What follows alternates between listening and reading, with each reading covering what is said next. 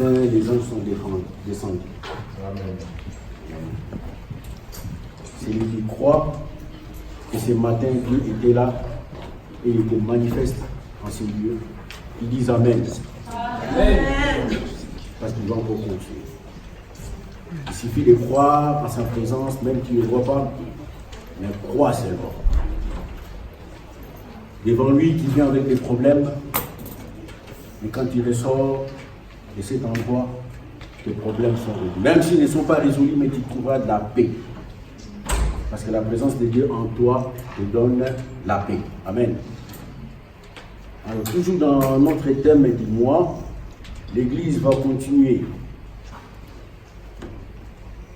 de s'agrandir et de croître. Ce matin, mon sous-thème, c'est mon attitude en tant que spirituel. Amen. Amen. Est-ce qu'on est là? Amen. Vos amens sont mitigés. Est-ce que vous êtes là? Amen. Là, je parle au vivant. Amen. Gloire à Dieu. Voilà. Alors, j'ai beaucoup aimé, je vais faire un peu les tours, parce que l'enseignement des mercredis, je n'ai pas encore eu le temps de les regarder et de suivre. Mais je vais faire quand même un rétro.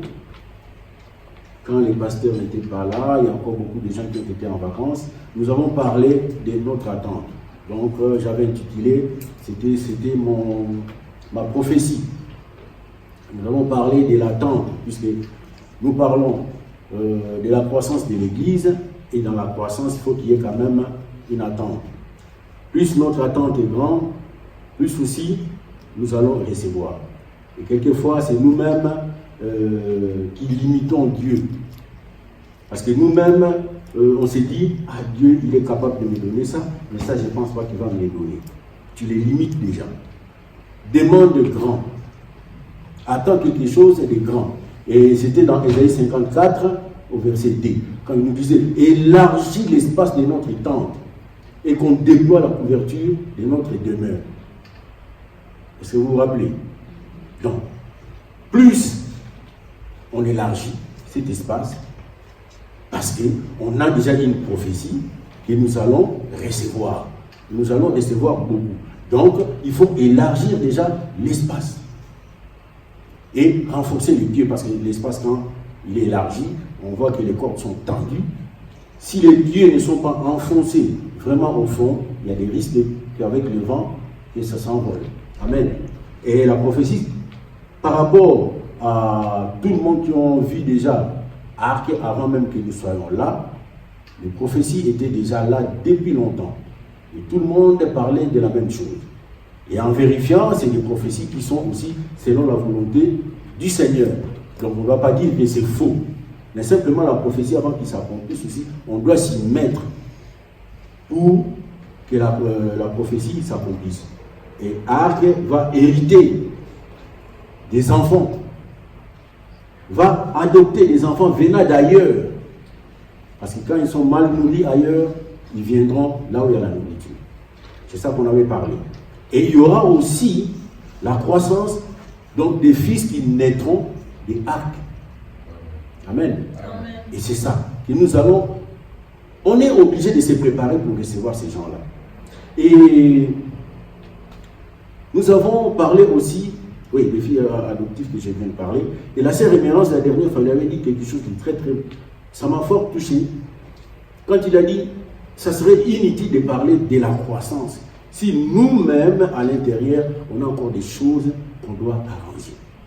Si nous-mêmes, parce que Dieu ne prendra pas les risques d'envoyer les gens qu'il a déjà sauvés ou qui viennent encore là où il y a des problèmes, qui se perdent. Alors que lui, il a fait déjà son effort de les sauver. Donc c'est à nous maintenant de nous préparer pour recevoir. Donc là, la croissance n'a pas encore commencé. Et on est en train de mettre des bases. Parce qu'à un moment donné, ça va commencer. Amen. Amen. Est-ce qu'on est prêt pour recevoir tous ces gens-là? Amen. Déjà nous-mêmes, nous devons déjà croître au niveau spirituel. Les nombres viendront. Les nombres resteront, ils viendront et ils resteront si nous nous avons déjà l'intelligence qui est renouvelée. Mais si ces gens-là vont venir ici heurter encore les problèmes qu'on n'arrive pas à résoudre, ça m'étonnerait que les gens restent. Qu'est-ce qu'ils vont dire? Dans les mondes, j'étais dans les mêmes problèmes et je viens encore à l'église, je trouve encore les mêmes problèmes. Donc j'ai bien le temps de rester encore dans l'église trop. Amen. Amen. C'est ça. C'est une lourde responsabilité de ce qu'on est en train de faire. Une âme coûte cher, comme il a dit la sœur Émérante, ça a coûté plus de 30 ans à un homme pour qu'une âme soit sauvée. Et si nous perdons 10, nous rendrons des comptes. Amen. Amen. Nous rendrons des comptes. Et le pasteur avait encore dit une chose dimanche passé, qui était dans Actes des Apôtres 9, 31, que l'Église va vivre dans la paix. Est-ce que nous vivons dans la paix? Vivez dans la paix. Il s'édifiait. Et la croissance venait à l'aide du Saint-Esprit. Le Saint-Esprit manifeste là où il y a la volonté. Comme on vient de dire, la volonté, la présence manifeste de Dieu, c'est là où on invoque. Et ce que nous désirons vraiment qu'il soit là, il vient. Mais il ne peut pas être partout. Oui, il est partout, mais sans qu'il se manifeste. Amen. Amen. C'est ça qu'on doit comprendre. Donc, la paix, s'édifier, c'est supporter, c'est ça qui compte. Et de là, la croissance viendra automatiquement par l'assistance du Saint-Esprit. Déjà, ça sera spirituel. Amen. Amen. Et aujourd'hui, on va toujours aller dans le même sens, juste pour poser des bases. Nous allons lire dans Galates chapitre 6, verset 1. Si on a trouvé, on peut se lever. Galates chapitre 6, verset 1.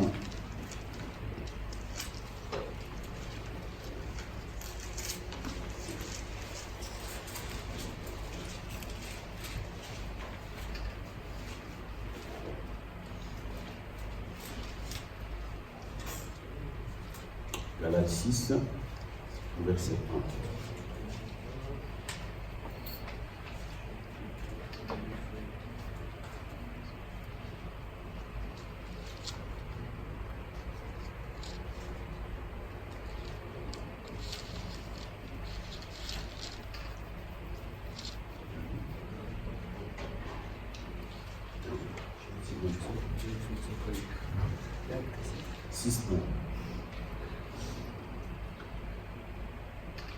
Frères, si un homme vient à être surpris en quelque faute, vous qui êtes spirituels, redressez-le avec un esprit de douceur. Prends garde à toi-même, de peur que tu ne sois aussi tenté.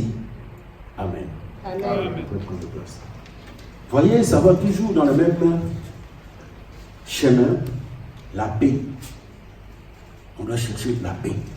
Et ici, l'apôtre Paul nous dit, frère, si un homme vient d'être surpris en quelque faute, vous qui êtes spirituels, redressez-le. Amen. Amen. Qui est spirituel ici? Qui est spirituel? C'est une question. Amen. C'est bien.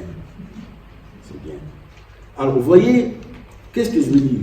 L'église, c'est un corps. Comme on a fait vendredi, la famille Arc avait fait un rond.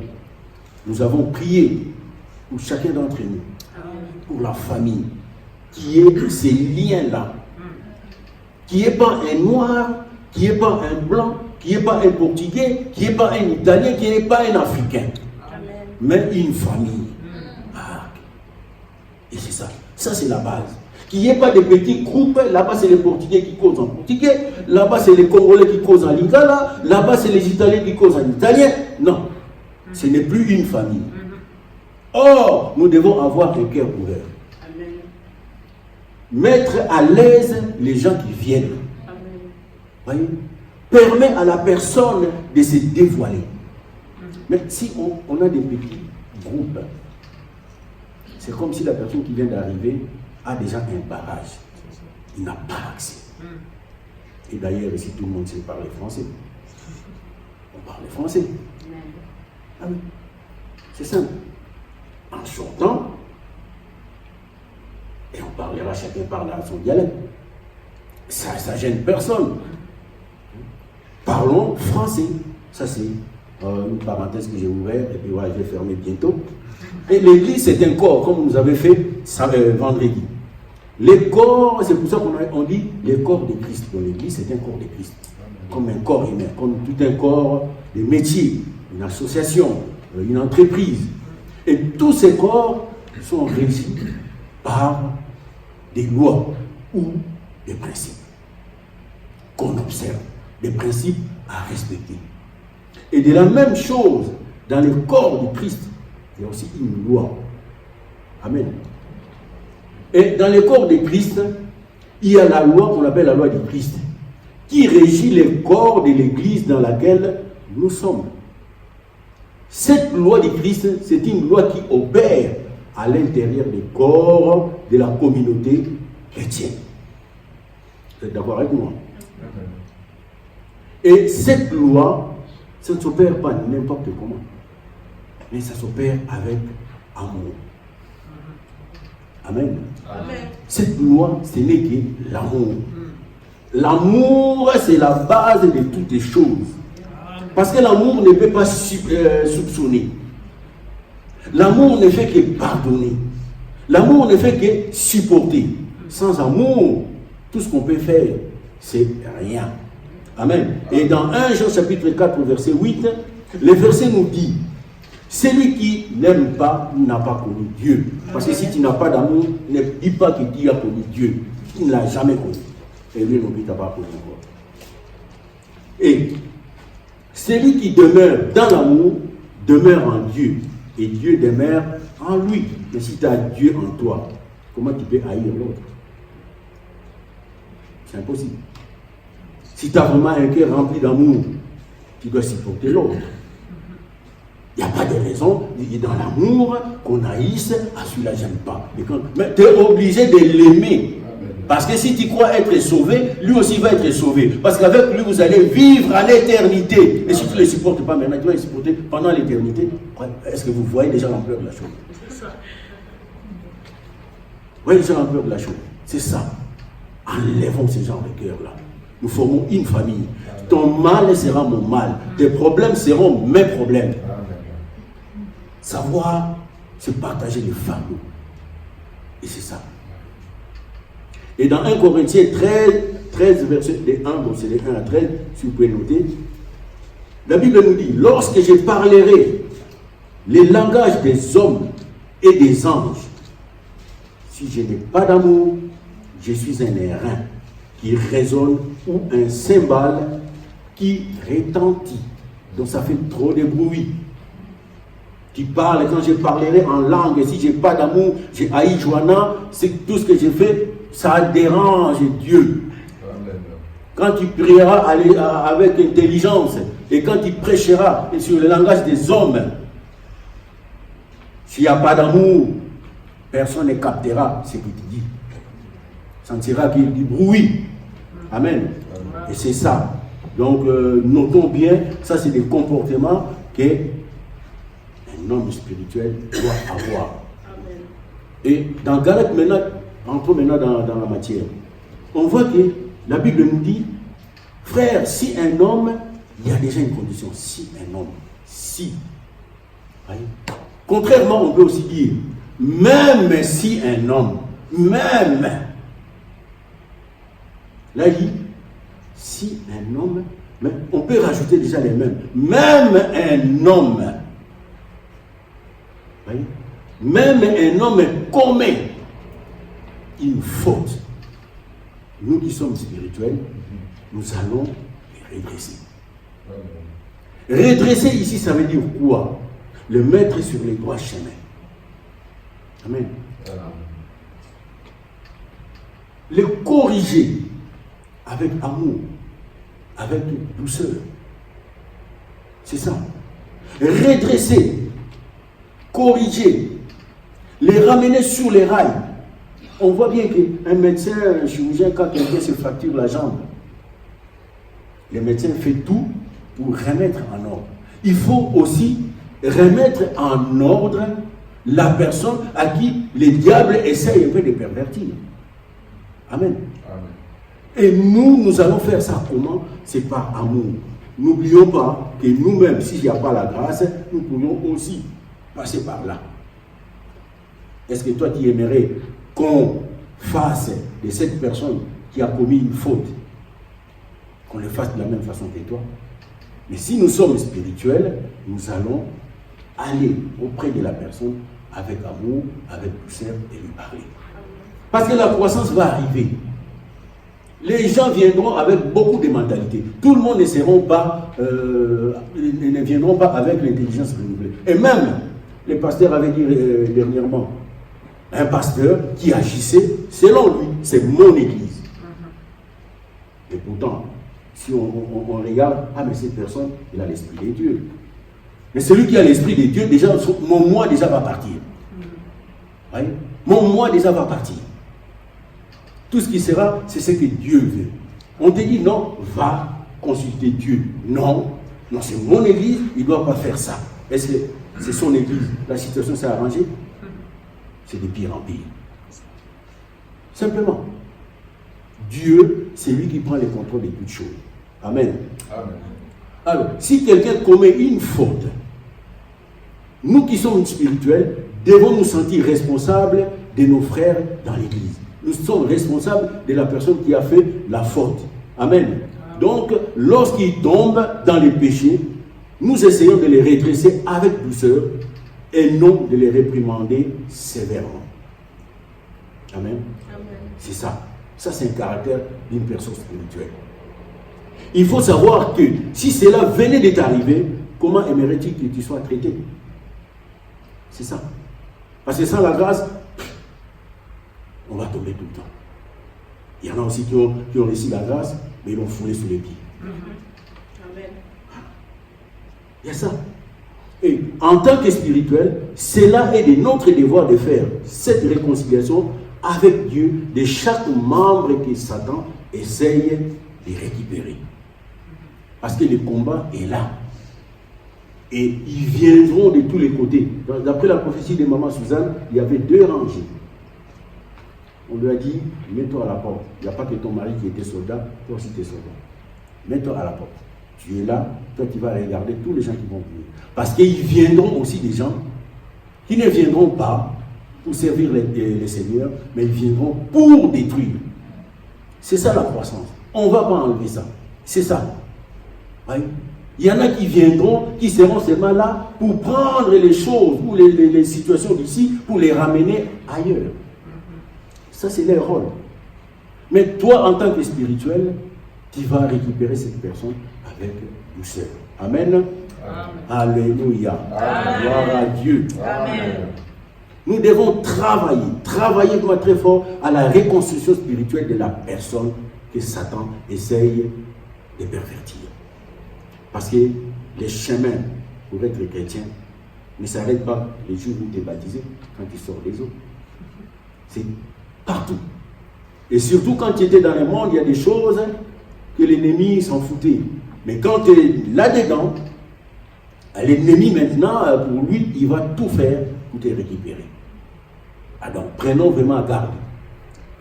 Nous allons essayer de les reconstruire en portant des fardeaux les uns les autres. Savoir partager ces fardeaux. Parce qu'il y a des gens qui tombent facilement parce qu'il y a une surcharge. Une surcharge de péché, une surcharge de maladie, que la personne n'arrive plus à supporter, il tombe. Mais je viens à l'église, mais tout le temps c'est pareil, ma maladie ne part pas. Voyez? Mais si on approche la personne va parler. Elle va parler, et quand il va parler, on va lui porter une aide. Toujours dans la parole. Amen. Et c'est ça qui est très important. Maintenant, on va maintenant face à la faute. L'apôtre Paul nous dit, qui sommes-nous pour juger déjà les autres personnes. Le jugement vient de Dieu. Vous qui êtes spirituels, donc nous qui sommes mis à part, nous sommes spirituels. Et cela veut dire qu'il y a aussi dans l'église des gens qui ne sont pas spirituels. Parce que s'il dit vous qui êtes spirituels, donc il y a des gens aussi qui ne sont pas spirituels. Amen. Vous êtes d'accord avec moi? Amen. Et les gens qui ne sont pas spirituels, on voit déjà tout de suite les réactions. Travailler déjà son intelligence, travailler déjà sa mentalité, connaître déjà qui tu es, ton identité. Il y a des gens qui ne sont pas spirituels, mais ces gens-là on les appelle des gens charnels. Et ceux-là, en cas de faute, si une personne commet une faute, il ne cherche pas à redresser la personne. Pour lui, il ne fera qu'enfoncer la personne, dramatiser la situation. Donc, quand il dramatise la situation, pour lui, que la personne s'en aille. Oui. Il y a des gens qui aiment seulement, comme on est là, un nombre restreint. Mais les gens oublient que celui qui a payé les prix, a payé les prix pour toute l'humanité. Amen. Il n'a pas payé les prix pour 5 personnes ou 10 personnes à Arc. Il a payé pour toute l'humanité. Alors donc, dans ton cœur, tu dois chercher aussi que l'Église grandisse. Mais l'Église va grandir par rapport à toi. Comment tu es. C'est ça. Ils ne chercheront jamais à redresser, mais plutôt, ils vont enfoncer les clous, détruire encore davantage. C'est ça l'homme charnel. Car leur état d'esprit détermine déjà comment ils sont. Ouais. Mais à l'église, on trouve ces gens-là. Dans des églises, on trouve... Je ne parle pas seulement Arc, hein. Il y a des églises partout. Et ces gens-là, il y en a partout dans les églises. Et ces gens-là occupent aussi des postes dans les églises. Ouais. Ils ne sont pas seulement des gens qui sont dans des bancs, mais c'est des gens aussi qui dirigent aussi l'église. Et ils sont charnels. L'exemple que je viens de donner, c'est l'exemple que le pasteur nous a donné dimanche. Ils sont en tête de l'église, mais ils sont charnels. Nés de nouveau, mais toujours charnels. Mais ils ne cherchent même pas à avancer, faire des pas avec le Seigneur, qu'il y ait un changement dans leur vie. À moins que si c'est contente vraiment de leur caractère. Sinon, si ça leur fait mal, ils vont chercher vraiment à réparer les mal qu'ils ont en eux. Amen. Ils vont chercher à détruire davantage, car leur état d'esprit détermine exactement qui sont ces gens-là. Mais le spirituel, lui, il va avec amour. Il va chercher vraiment à arranger la situation. Contrairement à l'homme charnel. Il va enfoncer le clou. Il va parler des mots, tout ce qu'il veut, qu'on écoute ce qu'il a dans sa tête. Tout ce qu'il veut, qu'on écoute ses critiques. Tout ce qu'il veut, c'est de nous faire croire que lui, il ne commet pas des péchés. Alors que ce qu'il est en train de faire, c'est déjà un péché. Mais tant qu'il est charnel, il ne comprend même pas ce qu'il est en train de faire. Il ne sait même pas que ce qu'il est en train de faire, il est en train de détruire une âme qui a été payée cher. Amen. C'est ça. L'homme charnel, c'est ça son œuvre. Amen. L'homme spirituel, lui, il repose sur l'Esprit de Dieu. Il repose sur la parole de Dieu. Amen. Il repose sur la volonté de Dieu. Contrairement à l'homme charnel qui se repose pour tout ce qui est chair. Quand il parle, c'est la chair qui parle. Son raisonnement n'est que chair. Il veut toujours qu'on l'écoute, qu'on écoute ses pensées à lui, pas d'autres personnes. Ça, c'est l'homme charnel. Alors, il s'appuie sur sa chair. Il regarde que la chair. Il se repose sur son raisonnement. Tout ce qu'il vole pour lui, c'est un raisonnement. Et il n'y a que son avis qui compte à la vie des autres. Il ne veut même pas savoir ce que dit la Bible dans ce genre de situation. Pour lui, il n'y a que ce qu'il pense, c'est ce qu'on doit faire. L'homme charnel qui ne fait que condamner. Et cela ne soit pas votre partage au nom de Jésus. Amen. Amen. Amen. Il n'examine même pas si ce qu'il dit est spirituel ou non.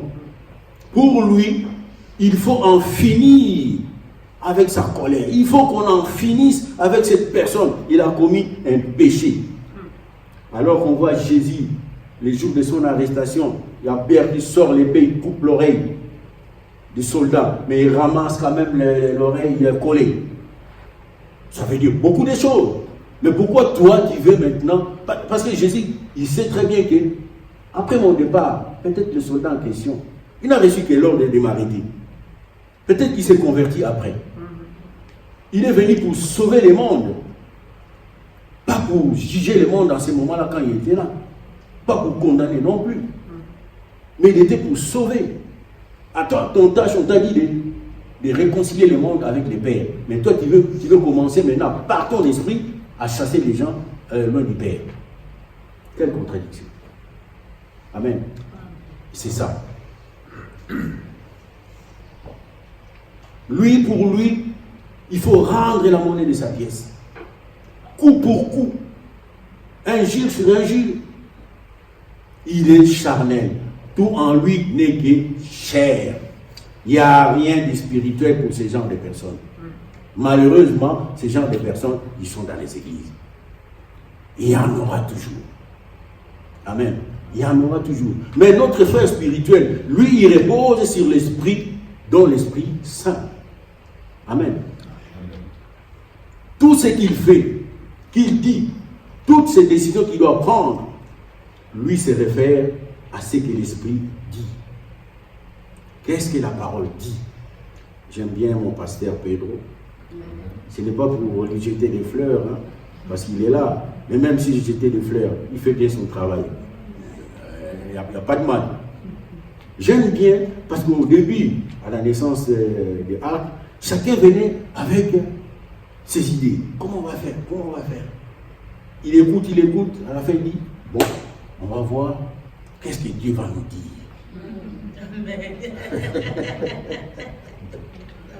Cet homme, il obéit vraiment à la voix de Dieu. Amen. Ouais, que ça continue comme ça, mon frère.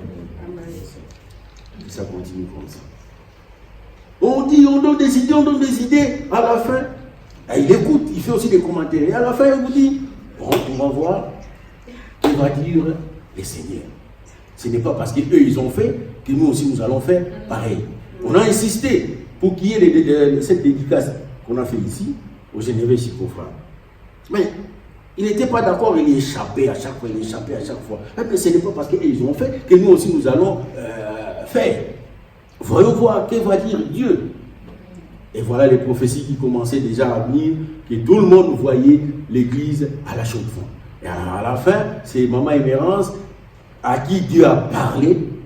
Voilà la souffrance à la Chaux-de-Fonds. Le pasteur, toujours dans son carré, il dit, bon, on va demander à Dieu, Dieu va nous parler. Et Dieu a parlé. Et en même temps, on a eu des problèmes avec le voisinage. On devait quitter la salle. Moi je dis, cette fois-ci, Dieu a parlé. Dieu parle tantôt d'une manière, tantôt d'une autre. Et Dieu a parlé. On devait quitter les lieux, et puis voilà. Et c'est ici maintenant que tout s'est passé. Donc, il était toujours à l'écoute du Seigneur. L'homme spirituel. Amen. Amen. Que ce soit aussi ton partage, et le mien aussi. Amen. Mais notre frère, lui, il repose sur l'Esprit de Dieu. Et d'ailleurs, dans Jean 6, 63, si on peut les lire, Jean 6, 63.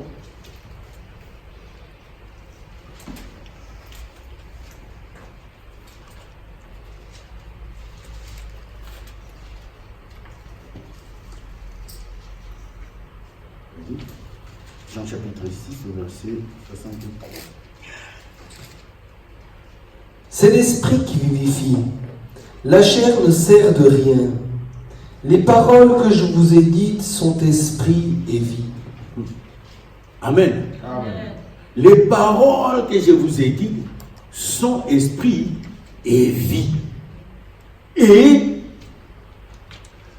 donc, cela veut dire que l'homme spirituel, lui, se réfère à l'esprit.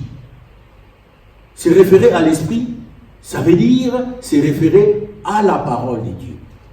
Se référer à la volonté de Dieu. Ça, c'est l'homme spirituel. Donc, l'homme spirituel, il a comme appui la parole de Dieu. Est-ce que nous, dans nos agissements, nous nous référons à la parole de Dieu? Dans notre façon de réagir, est-ce que ça correspond à la volonté de Dieu? Et d'ailleurs, on reconnaît un vrai croyant ou un vrai chrétien par sa façon d'agir. Et surtout sa façon de réagir face à un problème. C'est là où on voit que lui, il est croyant. Mais simplement, nous ne voulons pas nous rabaisser. Nous voulons toujours avoir raison.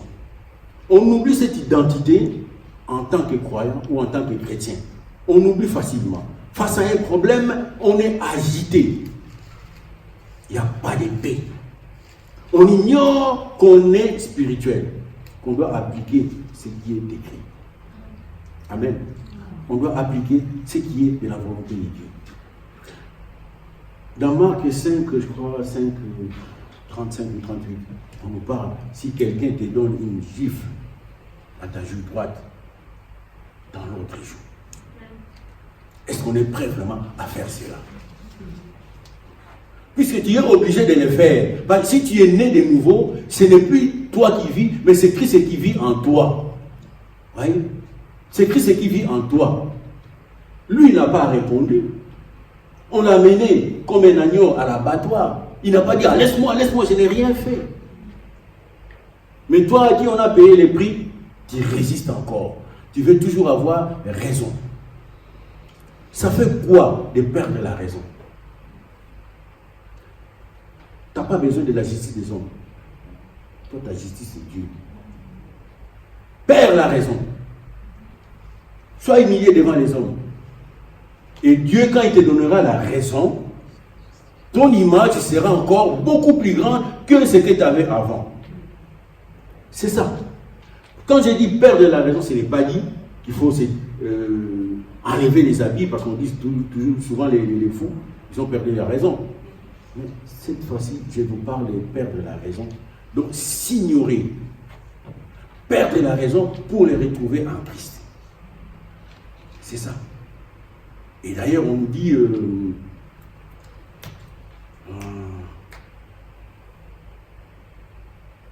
j'oublie des versets. Je crois que c'est dans Matthieu. Là, qui dit, c'est lui qui va chercher à garder sa vie, ou sauvegarder sa vie, la perdra. Mais c'est lui qui perdra sa vie à cause de son nom, il la retrouvera en Christ. Et si tu perds la raison face aux hommes, tu trouveras la raison en Dieu ou en Christ. Parce qu'on veut tout avoir. Toi, tu as l'esprit de Dieu. Tu ne veux pas avoir aussi l'esprit du monde en toi. Mais l'esprit de Dieu qui est en toi va te pousser à laisser tomber. Cela ne veut pas dire parce qu'on t'a insulté que tu n'es pas un homme.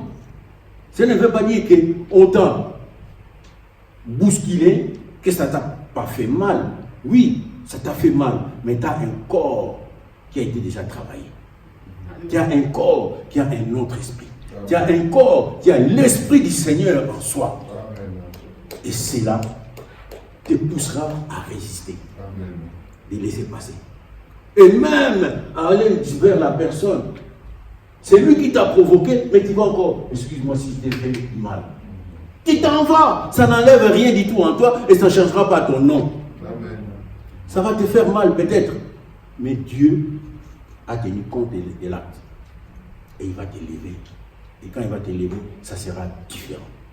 Tu ne seras plus la même personne. Cherchons pas à avoir la raison ou la justice des hommes. Ta justice, c'est Dieu qui va le faire. C'est Dieu lui-même qui est là. On ne regarde pas ce que le monde va dire, ce que le monde va t'insulter. Ça ne tient pas. Voyez, ça ne tient pas. Alors, je disais, les spirituels, lui, se reposent sur la parole de Dieu, dont il raisonne plus comme autrefois. Vous pouvez les provoquer ou lui lancer des insultes, mais lui, il ne répondra pas. Cela ne veut pas dire qu'il n'est pas humain ou cela ne lui dérange pas, mais lui, il vous répondra par le silence. Quelquefois, le silence enseigne aussi. On n'a jamais vu la personne, il vient, il s'acharne, prêt même à te taper, mais il n'arrive même pas à te taper. Mais toi, tu ne réponds rien. Au bout d'un moment, il s'effondre. Mais par contre, quelqu'un qui vient avec toute violence, et si tu lui réponds avec la violence, il est prêt déjà à lancer le premier coup. Mais si tu ne dis rien, et d'ailleurs si tu lui dis, bon, puisque tu es fâché, tu es vraiment rouge, alors frappe-moi. Il n'aura même pas le courage de lever son coup de poing pour te taper. Vrai ou faux? Alors pourquoi on ne laisserait pas les choses passer de la sorte? Amen. Et dans le silence, on enseigne aussi aux gens ce qui est la spiritualité, ce qui est de la maturité. Le silence enseigne beaucoup, car il est inutile de chercher à avoir raison devant les hommes. J'accepte avoir tort et Dieu sait comment il soignera mon image. Amen. Car il y a des jugements de Dieu qui va faire pour nous. Nous, on n'entend pas les jugements des hommes. Voyez? On n'entend rien des hommes. Nous, notre jugement, c'est Dieu qui les donne. Mais comment faut-il arriver à ce niveau-là de faire que, malgré la provocation, on reste serein? Il y a une manière de le faire. Pour éliminer quand même cet esprit charnel qui règne encore en nous. Parce que beaucoup croient que quand ils sont baptisés, oui, on meurt avec Jésus. Une fois qu'on est sorti de l'eau, on est ressuscité avec Christ. Tu es mort avec et tu es ressuscité avec. Et souvent, on croit que le vieil homme est resté dans l'eau. Mais on oublie que des fois, le vieil homme qui est resté dans l'eau, il sait nager. Il a nagé, il est sorti de l'autre côté. Et il va encore revenir. Oui. Il va encore revenir.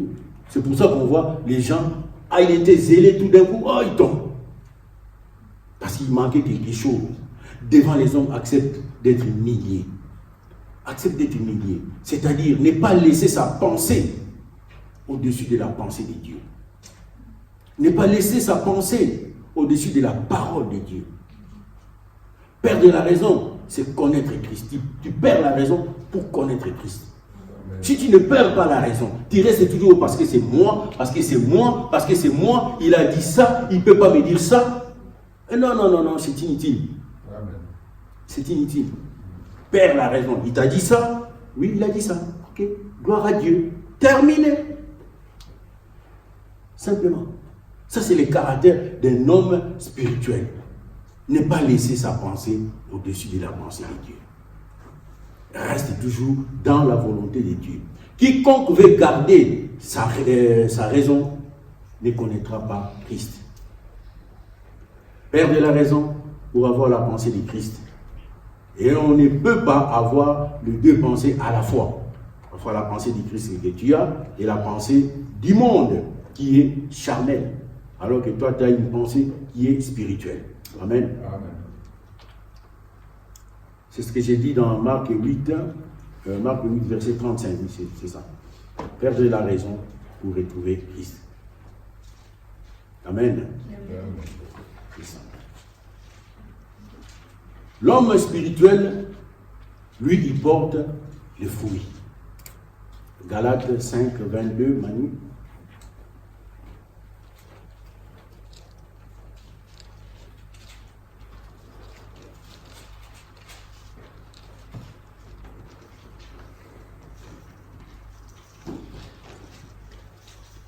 Mais le fruit de l'esprit, c'est l'amour, Déjà.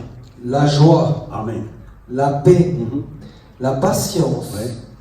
la bonté, la bénignité, la fidélité, la douceur, la tempérance. Amen. Quand on est né de nouveau, ça, c'est des fruits qu'on doit porter. On ne fait pas d'effort pour porter ces fruits. Ça doit venir d'elle-même. Si on commence à faire des efforts, donc la nouvelle naissance, on doit mettre ça en doute. Retourne encore au pied de Jésus. Amen. Ça, c'est des choses, une fois qu'on est né de nouveau, ça doit venir. Comment? C'est quand on se laisse guider par le Saint-Esprit. Quand on commence à écouter la parole de Dieu. Et ces choses-là. Parce que l'arbre qui porte des fruits, il donne tout le temps des fruits. Les fruits qui sont mis remplis dans un arbre, quand on vient, on secoue. Tellement qu'ils sont mis, ça tombe. Même si l'arbre, les fruits ont été vidés, à la même saison, il portera toujours des fruits. Parce que cet arbre produit des fruits. Il ne fait pas d'effort. Il n'a pas besoin d'être arrosé. À la même période, il y aura des fruits. Mais quand un arbre qui est stérile, parce que la stérilité, ça vient déjà depuis l'origine. On peut beau faire, il y aura des petits machins là qui vont sortir, des réduits. Tout petits, qui vont sortir. Mais il n'y a rien. Parce qu'il est stérile depuis le départ. Et ça agit de la même façon dans la vie d'un humain. Si tu ne portes pas les fruits de l'esprit, une fois qu'on est né de nouveau, tu n'as pas besoin de faire d'efforts. Donc, mets déjà en doute ta nouvelle naissance. Retourne voir ton pasteur. Parce que si tu fais des choses qui choquent les gens, il y a quand même un souci. Tu fais des choses qui choquent les gens, il y a quand même un souci. Mais quand tu bouscules les gens, est-ce que tu as mal en toi? Ou parce que ton tempérament est comme ça? Quand tu déranges les gens, est-ce que au fond de toi, ça ne te dit rien? Parce que si ça te dérange, il faut aller voir aussi. Il y a des gens, les hommes de Dieu sont là, qui vont t'aider. Parce que quand Christ dit, heureux les affligés, c'est par rapport à ça. Et quand l'apôtre Paul a dit, le mal que je ne vais pas faire, c'est ce que je suis en train de faire. Parce que des fois, les gens ont tendance à dire des choses, à déranger les gens, parce qu'ils ne se rendent pas compte du mal qu'ils sont en train de faire. L'apôtre Paul est misérable que je suis. Il regrette. Dieu va te travailler, mais simplement si tu le reconnais. Si tu ne le reconnais pas, ta nature, ou tu as vraiment une mission de l'autre côté pour embêter les enfants de Dieu, c'est simplement ça. Et cela se passe aussi dans la vie des hommes. Mais c'est la nouvelle naissance qui permet à l'homme d'être porteur de beaucoup de fruits. Si la nouvelle naissance n'était que superficielle, tu ne porteras pas de fruits. Tu pourras beau faire, tu vas tourner en rond. Tu vas faire du surplace. Amen. Amen. Et la première naissance qui est, nous sommes nés, qui a fait de nous que nous soyons maintenant comme ça, un bébé, après un adolescent, après qui devient adulte, papa, vieux. Ça, c'est la première naissance. Mais la deuxième naissance, c'est ça qui fait cette naissance d'en haut, d'acquérir ce qui est le fruit de l'esprit, d'acquérir l'intelligence renouvelée. C'est dans la deuxième naissance qu'on peut avoir ça. Il n'y a pas d'effort à faire. Si tu commences à faire des efforts, mon cher ami, mon cher frère et sœur, il faut aller voir, mets déjà en question, si tu veux vraiment que ça soit bénéfique pour toi, mets en question déjà ta nouvelle naissance. Ça sera très important. Donc la seconde naissance, il te rend aussi joyeux. Ta nouvelle naissance t'embellit aussi. On voit Johanna, elle est enceinte, mais elle n'est pas déformée. Elle est encore toute jolie. C'est bien. On voit aussi notre sœur a des allures. Elle devient de plus en plus belle. On voit que la parole de Dieu a commencé déjà à trouver déjà sa place. Ça embellit la parole de Dieu. L'Esprit de Dieu te rend belle. Non seulement tu porteras des fruits, parce que ça t'apportera la paix. Et cette paix te rendra heureux, joyeux. Amen. L'amour, la douceur. C'est ce qu'on avait lu avant, non? La tempérance. Supporter les uns les autres. Amen. Amen. T'as sommeil, ma soeur? On va bientôt finir. Aïe, aïe, aïe. Donc, la nouvelle naissance t'enlèvera tous les appétits que l'esprit charnel a en toi. Tu n'auras même plus envie. Parce que la nouvelle naissance rendra stérile, si c'est vraiment une nouvelle naissance. Parce qu'il y a une nouvelle naissance et une nouvelle naissance. Donc, rendra stérile tous les appétits charnels qui est en toi. Tout ce que tu vas penser, ça sera Dieu. Tout ce que tu vas penser, l'Esprit de Dieu. Tu ne penseras plus à ce qui est charnel. Il mettra en toi des désirs nouveaux qui te poussera. Quand tu fais quelque chose, tu les regrettes. Tu ne peux pas partir comme ça sans que tu demandes pardon. C'est ça. Ça te dérange en toi. Ça te ronge. Ah, j'ai mal parlé à ma soeur. Même ta soeur là, bon, elle a dit, bon, je m'en fous, elle m'a parlé. Mais toi là où tu es parti, parce que tu as l'Esprit de Dieu, tu as l'Esprit qui est renouvelé, ça te poussera d'aller toujours consulter cette sœur. Excuse-moi pour ce que je t'ai dit hier. C'est ça le nouvel événement. Il te donne ces envies-là. Est-ce que nous sommes capables de supporter les gens qui vont venir si nous avons vraiment cette vie spirituelle? Sommes-nous vraiment capables à supporter les caprices des gens qui vont venir? Ou nous allons les traiter en voulant les faire des croyants selon notre image? Alors qu'on doit laisser à Dieu de faire les croyants selon son image et selon sa ressemblance. Mais nous avons toujours tendance à trop parler vite et à trop juger. Alors que le jugement, ce n'est pas à nous. Ah, regarde comment il s'habille. Ah, regarde comment... Nous n'avons pas encore vu. Nous allons voir. La croissance va amener tous ces gens-là. Nous allons voir. Et ça sera notre devoir maintenant de s'occuper de ces gens-là pour qu'ils ne retournent pas. Laissons Dieu faire les choses. Ayons cette capacité-là d'avoir un cœur vraiment qui reçoit, qui fait asseoir aussi une personne. Ma sœur, elle est mal habillée. Ah, regarde, on voit les seins. Et surtout maintenant, c'est les styles. On voit toujours les strings dehors. Parle à la personne. Parle à la personne. S'il ne veut pas écouter, ton devoir, c'est de fléchir genoux et prie. Si tu es là, ce n'est pas par hasard. Parce qu'il y a quelqu'un aussi qui a prié pour toi. Amen. Les gens ont intercédé pour toi, pour que tu croises quelqu'un qui va te parler de la parole de Dieu. Tu n'es pas venu par hasard. Alors cette personne qui est déjà là, donc il a déjà l'amour de Christ en lui. Amen. Laissons-lui le temps. Il y a des gens qui captent facilement. Mais il y a des gens, il faut laisser le temps. Mais on ne doit pas être fatigué. On ne doit pas crier sur la personne. On doit simplement aller s'approcher de la personne avec amour, lui parler. S'il ne veut pas, on va prier pour la personne. La prière agit. La prière change la situation. Si ta prière a changé ta situation, pourquoi elle ne changerait pas la situation de l'autre personne? Amen. Ton devoir, c'est de fléchir genoux. Prie pour la personne.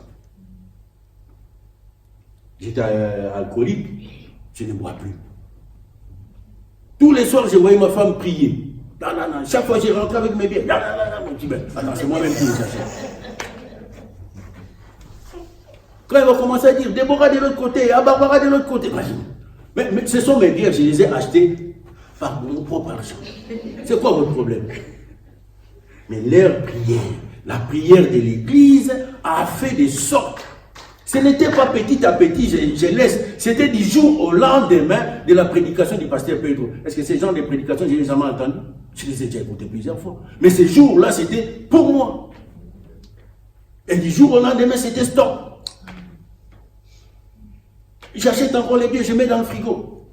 Je vais voir si je vais résister. J'ouvrais le frigo, c'est comme si je ne voyais même pas. Mais j'étais là. La prière a la capacité de changer la personne. La prière a la capacité de libérer quelqu'un.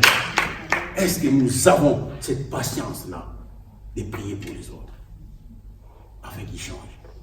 Voyez-vous? Et ce genre d'esprit, ça a toujours été. Ce genre d'esprit combatif, ça a toujours été dans les églises. Voyez? Dans les jardins d'Éden, il y avait l'arbre des connaissances du bien et du mal. Il y avait aussi l'arbre de la vie. Ils étaient côte à côte. On a dit, tu ne touches pas cet arbre, mais le reste tu peux manger. Je ne sais pas, il y en avait combien, 1000. Mais on lui a menti, mais il est allé quand même chercher. Mais comment? T'en as 1000. Exactement comme ma femme dit. Les Africains, depuis sa naissance, il n'a jamais mis $100 dans sa poche. Tu lui envoies seulement $2000. Écoute, achète-moi ça et ça et ça, ou fais-moi ces travaux-là.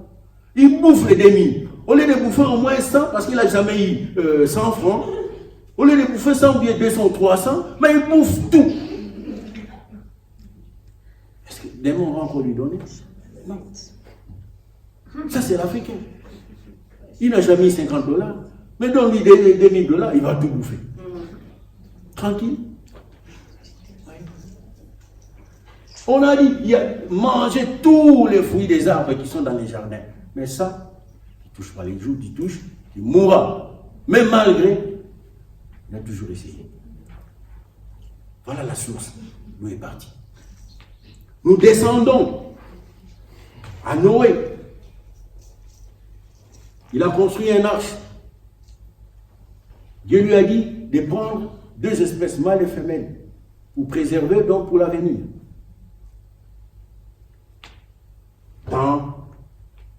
Dans l'arc, il y avait quoi? Il y avait les corbeaux. Le corbeau, vous savez, c'est un oiseau qu'on met toujours, c'est un porteur des choses un peu noires. Il y avait les corbeaux. Il y avait aussi la colombe, qui est toujours l'image du Saint-Esprit. Mais les deux, ils étaient dans l'arche. Pourquoi Dieu n'avait pas laissé les corbeaux périr, noyer dans les eaux? Mais il était dans l'arche, sous la conduite de Noé.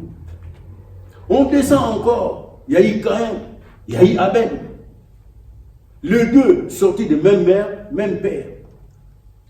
Un avait un esprit de Dieu, l'autre avait un esprit charnel. Mais sortis de la même mère. Et donc, ces esprits-là, dans les églises, il y en aura toujours. Ça combattra à chaque fois l'esprit de Dieu. Ça touche comme ça. Et on va encore dans le premier Exode. Moïse, qui conduisait les enfants d'Israël pour la sortie de l'Égypte. Il y avait Dathan. Il y avait qui encore? Les noms m'échappent. Bon, il y avait déjà Dathan et son groupe qui s'opposaient farouchement à Moïse. Mais les deux, ils étaient sous la conduite de Moïse. Nous avançons encore dans les deuxième Exode. Il y a Jésus-Christ de Nazareth. Il y a eu Pierre, le spirituel. Et encore, il y a eu qui? Judas Iscariote, l'homme charnel. Mais conduit sous le commandement de Jésus-Christ. Pourquoi Jésus? Aucun esprit ne lui échappait. Mais pourquoi il était là, lui? Alors qu'il avait un esprit déjà de destruction. Pourquoi il était là? Il aurait pu. Il a pris déjà le temps d'aller prier. Avant de choisir ses disciples, il a pris le temps d'aller prier. Donc Dieu lui a dit, tu prends Ramalio, tu prends les pasteurs Franco, tu prends les pasteurs Sylvain, tu prends Joanna. Donc les noms étaient là. Mais Judas, est-ce que Dieu ne savait pas qu'il avait quelque chose de très mauvais? Mais il était là.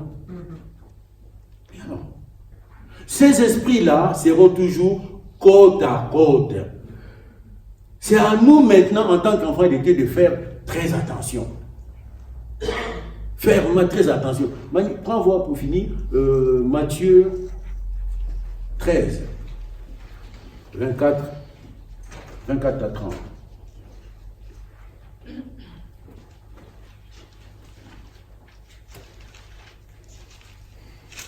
Matthieu 13, 24 à 30.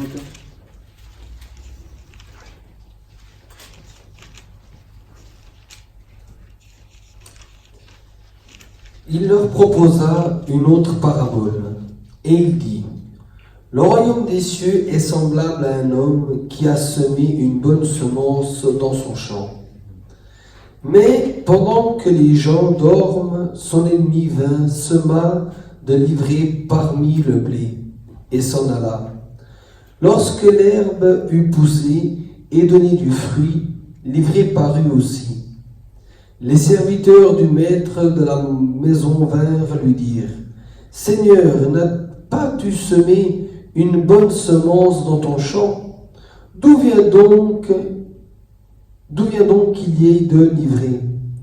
Il leur répondit, « C'est un ennemi qui a fait cela. » Et le serviteur lui dit, « Veux-tu que nous allions l'arracher? » Non, dit-il, de peur qu'on arrache l'ivraie, vous déraciniez en même temps le blé.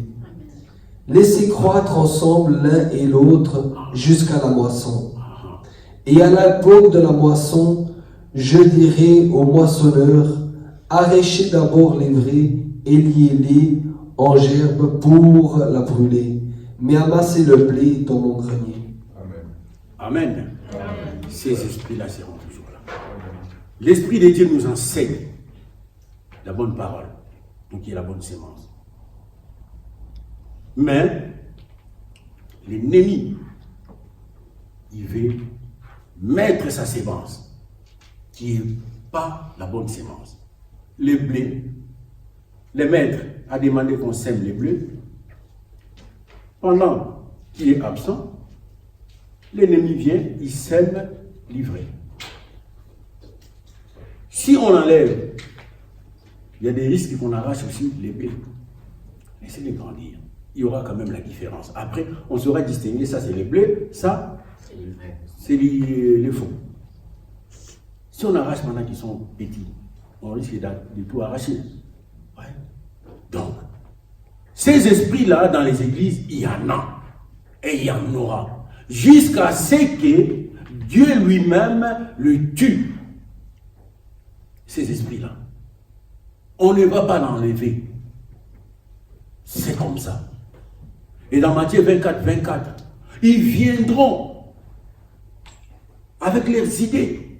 Ils viendront dans leur tête, ça ne sera que pour pervertir. Ils vont faire des choses, des miracles. Ils parleront comme des vrais chrétiens. Mais pourtant, ce sont des envoyés du diable. Ils viendront là pour séduire. Et de peur même que les élus soient séduits aussi dans leur prédication. Es-tu vraiment spirituel? Marches-tu dans la sanctification? Et nourris-tu ton esprit à chaque fois? Sinon, tu seras toi aussi séduit par les malins. Amen. Que Dieu vous bénisse.